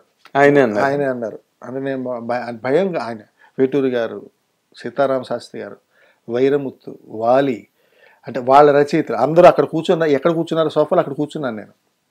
అలాంటి దగ్గర ఎలా ఉంటుంది, ఫస్ట్ భయం వేస్తుంది. కాళ్ళే వణికే నాకు ఆయన దగ్గర కూర్చున్నప్పుడు. ఎవరిని, నేను ఎక్కడ పుట్టాను, విజయనగరం, ఆనందపేట విజయనగరం వచ్చి ఇక్కడ రాజా గారు లాంటి మహానుభావుడితో కూర్చున్నా అంటే అదేదో ఒక భ్రమ కళ ఏమో అన్న దీంతో నన్ను నేను మర్చిపోయి కూర్చున్న సందర్భం. అలాంటి అవకాశం నాకు. అదే మీరు అప్పుడప్పుడు భోజనం చేసిన పంచభక్షాలతో చేశారు నిజంగానే. కొన్ని జ్ఞాపకాలు, కొన్ని మైల్ స్టోన్స్ నా జీవితంలో కొన్ని ఉన్నాయి. బాలు గారి పక్కనే పాడుతా తీగా గెస్ట్గా కూర్చోవడం, అది 2018లో జరిగింది. ఆయన ఇంకా వెళ్ళిపోయారు, 21లో వెళ్ళిపోయారు అనుకుంటా. అలా కొన్ని నాకైతే నేనేం సాధించాను వెనక్కి చూసుకుంటే వీళ్ళందరూ కనిపిస్తారు. రాజా గారు, మంచి మరుపురాని జ్ఞాపకాలు. నిజంగానే అది చాలా అద్భుతం. ఎందుకు వచ్చాము అన్నది అఫ్కోర్స్ కోట్లు సంపాదించకపోవచ్చు, కానీ ఏవైతే కొన్ని నేను అచీవ్ చేయాలి. కోట్లు సంపాదించిన రాని లేని మధురానుభూతులు మీకు మిగిలే, నాకు నిజంగానే ఏ కోట్లు ఉన్న వాళ్ళకి ఇవన్నీ ఉండవు. దీని స్వారస్యం కూడా తెలీదు.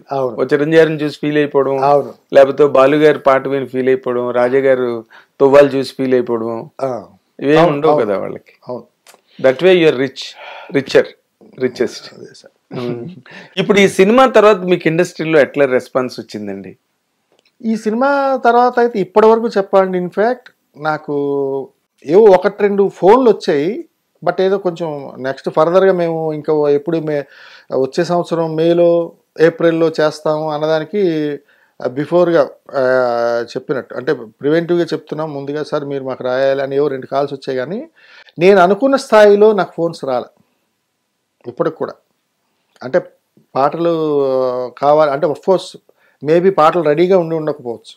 అంటే ఎవరో ఇప్పుడు ఆల్రెడీ మన పాట రాగానే అవతల వాళ్ళకి ట్యూన్లు, సిచ్యువేషన్లు అవన్నీ రెడీగా ఉండవు కదా. వాళ్ళు ఏదో ఆల్రెడీ అయిపోయి, ఇప్పుడు హరిశంకర్ గారు ఉన్నారు, ఆయన ఫస్ట్ పాట రిలీజ్ అవగానే అతను మెసేజ్ పెట్టాడు, చాలా చాలా చాలా బాగా రాశారు బాలాజీ గారు, అద్భుతం, అదిరిపోయింది సాహిత్యం అని ఏదో పెట్టారు. సార్ మీ సినిమాలో పాడంటే ఆల్రెడీ అయిపోయండి నా పాటలు, లేకపోతే పిలిచేవాడిని. ఉస్తాద్ భగత్ సింగ్, మన పవన్ కళ్యాణ్ గారిది, ఆయన ఇచ్చేవారు. అంటే చెప్తున్నాను, అయిపోయి కొందరు, ఇంకా సినిమా స్టార్ట్ అవ్వక కొందరు, ఏవి రెడీగా లేనివి ఇప్పుడు ఉన్నాయి. మేబీ నాకు తెలిసి ఎవరిని అడిగి చెప్పారు, 1 నెలన్నర 2 నెలలు అయిన తర్వాత మీకు కాల్స్ వస్తాయి సార్, ఇప్పుడే రావు ఎవరు అన్నారు. ఏమో అదొక రకం స్ట్రాటజీ ఏమో మనకు తెలీదు. స్ట్రాటజీ అని కదా అన్నమాట, కరెక్ట్. అవైలబిలిటీ ఇమీడియట్ గా స్టార్ట్ అవ్వాల్సి ఉండొచ్చు. ఇప్పుడు హరీష్ శంకర్ గారి లాగా పాటలన్నీ అయిపోయి ఉండొచ్చు, మీరు ఇలా పేలుస్తారని తెలియదు కదా ఎవరికి. అదే నేను అప్పుడు మీ పాట రిలీజ్ అయినప్పుడు పెట్టేళ్ళండి తమ్నైల్, ఫ్యాన్స్ గుండెల్లో ఫిరంగి మోతని, అది అక్షరాల నిజమైపోయింది. బాగా వెళ్ళింది జనాల్లోకి. అది నాకు చాలా అంటే ఇంత హ్యూజ్ ఒక సోషల్ మీడియా లేని సమయంలో మంచి పాటే వచ్చింది, ఉప్పెనంత ప్రేమకి అనేది. ఇప్పుడు ఇంత విస్తృతంగా ఇంత విశృంఖలంగా లేదు అప్పుడు మీడియా. అవును, అప్పుడు పరిధిగా కొన్నాళ్ళు ఒక ఫోర్త్ ఎస్టేట్ సోషల్ మీడియా అంటే మనం అలా దూరం నుంచి చూసి అమ్మో జాగ్రత్తగా ఉండాలని లెక్కలో ఉండేది. ఇప్పుడు అంతా పైకి వచ్చేసి ఈ ప్లాట్ఫామ్ పెద్దదైపోయి సోషల్ మీడియా ప్లాట్ఫామ్, అవును, ఒక జర్నలిజం కాకుండా పక్కన ఈ డిజిటల్ ఎలక్ట్రానిక్ ఈ తర్వాత ఏఐలన్నీ ఎక్స్ప్లోడ్ అయిన తర్వాత ఇంకా ప్రతి విషయం చిన్న విషయం కూడా అంటే జనాలకి రీచబిలిటీ ఎక్కువైంది చాలా. మీ పాటకి కిందన ఎవరో కామెంట్ పెట్టాడు, అంటే నేనేదో అతిశయోక్తిగా మాట్లాడానని ఫీల్ అయ్యాడు ఒక కామెంటర్. ట్రంప్ కూడా చేస్తాడులే డాన్స్ ఈ పాటకి అన్నాడు. అంటే నేను నిన్న మళ్ళీ తమ్నైల్ పెట్టా, ఏమో ట్రంప్ కూడా రీల్ చేస్తాడేమో అడుగు తెలుసు బ్రదర్, వెయిట్ చేయని. కరెక్ట్. ఎందుకంటే చెయ్యని వాళ్ళు ఎవరు, చిన్న చిన్న పిల్లలు. ఇప్పుడు నేను వస్తున్న ముందు ఇంటర్వ్యూకి ఆయన ఎవడో అర్జున్ వైకే అని అదేదో ఒక సినిమా చేశాడు, అతను ఫోన్ చేసి సార్ మా బాబుకి 1.5 years సార్, వాడు చిచ్చి చిచ్చి చిచ్చి అంటున్నాడు, అది పెట్టకపోతే అన్నం తినట్లేదు సార్ అంటున్నాడు. అంటే ఒక లోకజ్ఞానం ఎలాగెళ్ళిందో నిజంగా మీరు అన్నట్టుగా శిశుర్వేత్తి పశుర్వేత్తి వేత్తి గానరసం ఫణి అని పాములు మనుషులు అందరూ తల్లూపేదంటే చిన్నపిల్లలు ఆ ప్రపంచం అంటే ఏంటో తెలియదు. ఆ సౌండింగ్ ఎలా వెళ్ళింది దానికి నిజంగా హ్యాట్స్ ఆఫ్ టు రెహమాన్ గారు. అది చెవుల్లోకి దూరాలుగా శబ్దమే కదా వెళ్తుంది. చాలా సింపుల్ ట్యూన్ చేసాడు కానీ చాలా హాంటింగ్ ట్యూన్ చేశాడు. మీకు ఫస్ట్ వచ్చేటప్పుడు ఇంకా రాగా ఉండింది సార్, అంటే అసలు ఆ పాటని ఇంత ఊహించలేం. అవునా, అంటే ఒక పాట రూపుదిద్దుకుని అదేదో గొంగళిపురు సీతాకోక చిలుక అయినట్టే. అంటే ట్యూన్ వెనకాల బ్యాక్గ్రౌండ్స్ ఈ ఆర్కెస్ట్రా ఏముండదు, బ్యాకింగ్ కౌంటర్స్ ఏముండదు, బీజిఎం ఏముండదు. ఆ రా ట్యూన్ ఆయన పాడింది, ఆయనే పాడి నోటితో పాడింది. అంటే అప్పుడు అవన్నీ అంటే రాజా గారి ట్యూన్ కూడా అలాగే అంటారు. మన పాట ట్యూన్ వచ్చినప్పుడు అంటే మనం మరో దాంట్లోకి వెళ్ళిపోతాం అనుకోకపోతే, ఆయన చిరంజీవి గారి సినిమాకి జగదేవి వీడతిలో సుందరి ఓ పాట ఉంది, అబ్బని తీయని దెబ్బ. ఆ పాటకి ఇళయరాజా గారు ట్యూన్ ఇచ్చినప్పుడు రాఘవేంద్రరావు గారు ఈ పాట నేను పెట్టుకుంటే సినిమా ఆపేస్తాను అన్న రేంజ్ లో మాట్లాడారు. నేను ఉన్నాను అప్పుడు ట్యూన్ చేసినప్పుడు గట్టి నేను ఉన్నాను. అంటే స్లోగా ఉంది పాట ఎక్కుతుందా లేదా అని భయపడ్డారు. ఆ పాట బ్యాక్గ్రౌండ్ చేసిన తర్వాత ఆ పాట చూసారు, దాని రిజల్ట్ థియేటర్ దద్దరిల్లిపోయింది.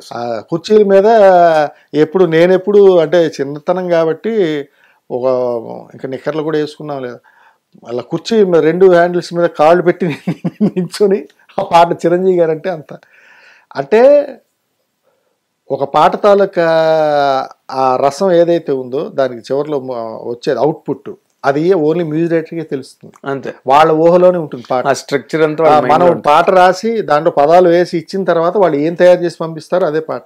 అవును, అది ఎయిర్లోకి వెళ్ళే సమయానికి రెహమాన్ గారు అద్భుతం చేసి పాడిస్తారు. అది అసలు వేరే, నాకు మైండ్ బ్లోయింగ్ విన్న తర్వాత పాట. కానీ you will be remembered for ever అండి. ఎందుకో చెప్తున్నా, మిమ్మల్ని కలకాలం గుర్తుపెట్టుకుంటారు. ఎందుకంటే ఇది గేమ్ చేంజర్ తర్వాత వస్తున్న సినిమా, రిలీజ్ అయిన మొట్టమొదటి పాట. ఓకే, అసలు ఖండాంతరాలు వెళ్ళిపోయి ఖండాంతరాలని ఉప్పెనులా కమ్మేసింది వెళ్ళి పాట. ఆడలేదు, మగలేదు, ముసలి లేదు, ముతక లేదు, ఈ దేశం లేదు, ఆ దేశం లేదు. వెస్టిండీస్ వాళ్ళు చేసిన, కరేబియన్స్ చేసిన డాన్స్లు ఉన్నాయి రీల్స్ లో. So you will be remembered for ever. Ram Charan గారి అభిమానుల గుండెల్లో మీరు నిరంతరం నిశ్చలంగా ఉంటారు. అండ్ చిరంజీవి గారి ఆశీస్సులు మీకు 100% ఉంటాయి. 2 రకాలు, ఆయన ప్రతిభని గౌరవించి ప్రేమించే మనిషి, రెండోది ఆయన అభిమాని మీరు, రెండోది స్వయాన సాక్షాత్తు వాళ్ళ అబ్బాయికి రాసిన పాట అంత దుమారం లేపింది. అది నాకు అది నిజంగా ఒక, ఎందుకంటే నేను ఎక్కడ ఆనందం అంటే ఎంత అల్ప సంతోషం అంటే, రామ్ చరణ్ గారికి రాశాను కాబట్టి చిరంజీవి గారు కూడా విని ఉంటారు ఈ పాటకి నా పాట అని అంత ఇష్టం ఆయన అంటే, అందువల్ల ఆయన వినుంటారు. అంటే ఒక మైకుల్లో తాటికెళ్ళు తాగకపోయినా ఒక మైకం చిరంజీవి గారంటే. అవును అవును. ఆ మైకం ఆ రోజు నుంచి ఈ రోజు వరకు అందరిలోనే ఉంది. అది ఎప్పటికీ పోదు. అది ఎప్పటికీ నిజంగానే ఆ నమ్మకం అయితే నాకు ఉంది. మరి అదే కదండి ఇన్స్పిరేషన్. మీరు ఇండస్ట్రీలోకి రావడానికి, నిలదొక్కుకోవడానికి ఆయన ఒక పవర్, ఆయన ఒక స్పిరిట్. ఓకే. కాబట్టే మీలాంటి రచయితలు కానీ, రవితేజ, నాని లాంటి హీరోలు కానీ, డైరెక్టర్లు కానీ ఈ రోజున సందీప్ వంగ పేరు చెప్తే నేషన్ షేక్ అవుద్ది. నార్త్ మీడియాలో వాళ్ళు అడిగితే బాలీవుడ్ లో మీ అభిమాన్ హీరో ఎవరంటే ఆయన ఎప్పుడు చిరంజీవి, ధైర్యంగా చిరంజీవి అని చెప్పాడు. ఇంటర్నేషనల్ ఫిగర్ కదా చిరంజీవి గారే. ఆయన అట్ట ఇంట్లో పెద్ద పోస్ట్ ఉంటుంది, ఆయన ఏ పని చేసుకున్నా చిరంజీవి గారి పాట వాగుతుంటుందట పక్కనే, టేప్ రికార్డులు పెట్టి లేదా ఏదో దాంట్లో పెట్టి వదిలేస్తట. అన్ని పాటలు ఉంటాయి చిరంజీవి గారి, అవి ఇంటి పని చేసుకుంటారట. నాకు విని చాలా ఆనందం అనిపించింది. ఎవరు అంటే మనకి తెలియదు. నేను సందీప్ ఒకటే టైప్ లో మీరు చిరంజీవి గారు అంటే అది సార్, దానికి ఆయన మీద అభిమానం రానే కూడదు ఎవరికి.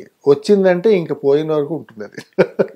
ఒకసారి వన్స్ అదేదో మనం దిగిపోయిన తర్వాత ఆయన ప్రేమలో ఇంకా అదేంటంటే, నేను అందుకే సార్ ఎప్పుడు ఇవాళ వరకు ఏమీ ఆశించలేదు. నేను నాకు కావాల్సింది ఏంటంటే ఒకసారి బాగా రాశారా బాలాజీ అని ఒక మాట అంటే చాలు నాకు. అని ఇంత ఒక చిన్నది చాలు. 100% జరుగుతుందండి. మీరు భలేవరే. మీరు మంచి ఒక మీరు ఒక ల్యాండ్ మార్క్ సాంగ్ రాయడమే కాకుండా తెలుగు సినిమా సాహిత్యంలో ఆధునిక అంటే వేటూరు గారు, శాస్త్రి గారు, ఇప్పుడు రామజోగయ్య శాస్త్రి గారు అండ్ చంద్రబోస్ గారు ఇంతమంది రాస్తున్నారు కదా. ఇప్పుడు మీసాల పిల్ల పాట మొన్న భాస్కర్ భట్ల రాయడం జరిగింది. దాంతో పాటు ఈక్వల్ గా ఈ సాంగ్ తండ్రి కొడుకుల మధ్య పోటీ పెట్టారు మీరు. పోటీ ఏం కాదు కానీ పోటీ భేటీ అవతల అదే నేను అనుకుంటున్నాను. ఆ రెండు పాటలు నేను రాసింటే ఎంత బాగుండేదని. అంటే దురాశ చాలా మంచిది కదా. ఇలాంటి సందర్భాల్లో కావచ్చు కానీ దురాశ మంచిదంట. జీవదాశయం అదే కాబట్టి ఏం లేదు. మీరు ఇంకా you have more miles to travel. ఏదో నెహ్రూ గారు చెప్పినట్టుగా miles to reach before I sleep అని. ఇంకా బోల్డ్ మైల్ స్టోన్స్, బోల్డ్ అచీవ్మెంట్స్, ల్యాండ్ మార్క్స్ ఎన్నో మీ గురించి వెయిట్ చేస్తున్నాయి బాలాజీ గారు. 100% మీరన్నిటినీ అధిగమిస్తారు. మిమ్మల్ని డైరెక్టర్లు, హీరోలు, మ్యూజిక్ డైరెక్టర్స్ అందరూ మిమ్మల్ని ఆదరించి స్వీకరిస్తారు. మీకు చాలా గొప్ప గొప్ప కాలం ఉన్నది ముందున. ఎందుకంటే ఆ రోజుల్లో ఆరేసుకోబోయి పారేసుకోబోయి పాట ఎలాగో ఈ రోజు ఇలాగా ఈ పాట. అవును 100%. అంటే నేను మధ్యలో ఇప్పుడు మీకు సోగ్గాడే చిన్న ఆయన అయిన తర్వాత నేను హరిశంకర్ గారి దువ్వాడ జనం రాశాను, సిటీ మార్ సిటీ మార్. అది చాలా పెద్ద హిట్. అవును. అంటే ఇవాళ యూట్యూబ్లో అది మనం ఓపెన్ చేస్తే అంటే ఒకే వీడియోకి 365 మిలియన్స్ ఉంది. అవును. చూస్తే 8 years అయిపోయింది ఇప్పటికి. నెక్స్ట్ ఏముండోయ్ నాని గారు చెప్పండు ఈ చిన్ని గారు, అవి కూడా 135 million ఎంత ఉంది. అంటే అన్ని చూస్తే మనం మిలియన్స్. నెక్స్ట్ F2లో రాశా, గిర్రా గిర్రా గిర్రా తిరుగుతుంది బుర్రా అని ఒక నలుగురు పడతారు, వెంకటేష్ గారు, వరుణ్ తేజ్ వీళ్ళందరిది. అది కూడా చాలా 100 millions. నెక్స్ట్ రీసెంట్గా నేను బంగారు రాజు రాశా, ఈ సోగ్గాడే చిన్న ఆయన సీక్వెల్. దాంట్లో కూడా మంచి పాట మెలోడీ పడింది. నాకోసం మారావా నువ్వు లేక నన్నే మార్చేసావా నువ్వు అని ఒక పాట ఉంటుంది. అది కూడా చాలా కళ్యాణ్ కృష్ణ గారే దానికి కూడా డైరెక్టర్. ఆయన ఆ సినిమాలు రాసినట్టు దీంట్లో పిలిచి 2 పాటలు ఇచ్చారు. అలా జరిగి ఉన్నాయి. నెక్స్ట్ ఆ తర్వాత పెద్ద బ్లాక్ బస్టర్ అంటే నాకు ఈ చికిరి సాంగే. ఎగ్జాక్ట్లీ. మీరు మిలియన్స్ కవి. అన్ని మీ పాటలన్నీ మిలియన్స్. మిమ్మల్ని మేము హిట్ టీవీలో మీకు ఒక నామకరణం చేస్తున్నాం, ఒక బిరుదు ఇస్తున్నాం, ఒక టైటిల్ ప్రదానం చేస్తున్నాం. అదేంటంటే మిలియన్స్ పోయెట్ బాలాజీ. మీ విషెస్, మీ ఆశీస్సులు 100% you will succeed and you have more miles to reach and travel Balaji garu. Thank you so much. ఇంత పెద్ద సక్సెస్ వచ్చిన తర్వాత కూడా మీరు చాలా డౌన్ టు ఎర్త్ ఉండి తోక పెంచుకోకుండా. తోకలేదు సార్ మీరు కాబట్టి మీరు ఎప్పుడు కూడా ఆదరించబడతారు సినిమా ఇండస్ట్రీలో. ప్రతిభ కన్నా ఇక్కడ సంస్కారం చాలా ఇంపార్టెంట్. వ్యక్తిత్వ వాటి వ్యక్తిత్వం మీద ఎవరికి క్యారెక్టర్ మీద వాళ్ళకి కంట్రోల్ ఉంటే ఈ సినిమా ఇండస్ట్రీలో తిరుగుండదు సార్. సో మీకు తిరుగుండదు, తిరుగులేదని ఆశిస్తూ thank you so much for the interview sir. Thank you sir. ఇది ఈ చిక్రీ చిక్రీ రచయిత, మనం ఇప్పుడే కొత్తగా పెట్టాం కదా టైటిల్, మిలియన్స్ పోయెట్. ఆయన ప్రయోగాలు, జీవితం, ప్రయాణం, లోతుపాతులు, ఎత్తుపల్లాలు అన్నీ మనతో పాటు అరమరికలు లేకుండా మనతో షేర్ చేసుకున్నందుకు మీ అందరి తరఫున కూడా బాలాజీ గారికి థ్యాంక్స్ చెప్తున్నాను. Thank you watching hit TV app. ఇందులో short news, live news, entertainment shows, movies, digital magazines తో పాటు మీ జిల్లా వార్తలను కూడా ఫ్రీగా చూడొచ్చు. ఇంకెందుకు ఆలస్యం, వెంటనే హిట్ టీవీ యాప్ ని డౌన్లోడ్ చేసుకుని ఫ్రీగా ఎంటర్టైన్మెంట్ పొందండి. Hit TV app. Hit TV app. Please download hit TV app. Hit TV app ని ఫ్రీగా డౌన్లోడ్ చేసుకుని ఎంజాయ్ చేయండి. మీకు నచ్చిన ఎంటర్టైన్మెంట్ కోసం హిట్ టీవీ యాప్ ని ఫ్రీగా డౌన్లోడ్ చేసుకుని ఎంజాయ్ చేయండి. హిట్ టీవీ యాప్ ని డౌన్లోడ్ చేసుకుని ఆస్వాదించండి, ఆశీర్వదించండి. ఇంతమంది సెలబ్రిటీలు హిట్ టీవీ యాప్ ని డౌన్లోడ్ చేసుకోండి అని చెప్తున్నారంటే ఎంత మంచి యాప్ ఆలోచించండి. అమెరికా అమెరికా అమెరికా అమెరికాలో చదవాలనుకునే వాళ్ళకి విశ్వసనీయమైన పేరు మన శౌర్య కన్సల్టెన్సీ. UK లో 1 year masters, UK లో 1 year masters, 2 years work permit up to 5 years visa. Contact Saurya Consultancy. Contact 89851 89851.